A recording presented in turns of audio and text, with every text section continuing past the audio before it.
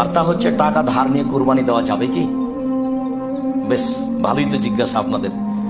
টাকা ধার নিয়ে কুরবানি করা যাবে, কোনো সমস্যা নেই। কেননা কুরবানি যে বিশাল খরচ এমনটাও নয়, সাথে সাথে ঋণ থাকলে কুরবানি করা যাবে না এমনটাও নয়, সাথে সাথে কুরবানি যে ফরজ এ কথা নয়। কুরবানি করা হয় শুধু নেকির জন্য, আল্লাহকে সন্তুষ্ট করার জন্য।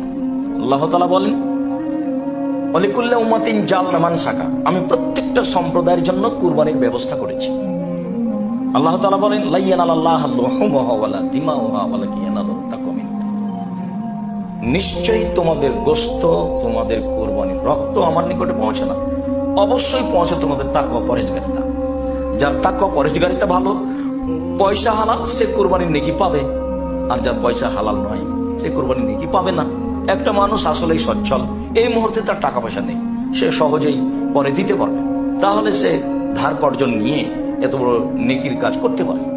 এত বড় নেকি থেকে বঞ্চিত থাকার চেয়ে ধার কর্জ ঋণ নিয়ে কোরবানি করাই ভালো, যদিও কোরবানি ফরজ নয়। সম্মানিত দর্শক মন্ডলী, আমরা বলতে চাচ্ছি যে ধার কর্জ নিয়ে কোরবানি করাতে কোনো সমস্যা নেই, এটা নেকির কাজ। সাময়িকভাবে মানুষ ধার কর্জ নিয়ে করবে, কেননা এই নেকির কাজ ইচ্ছা করলেই প্রতিদিন হয় না, বছরে একবার আসে।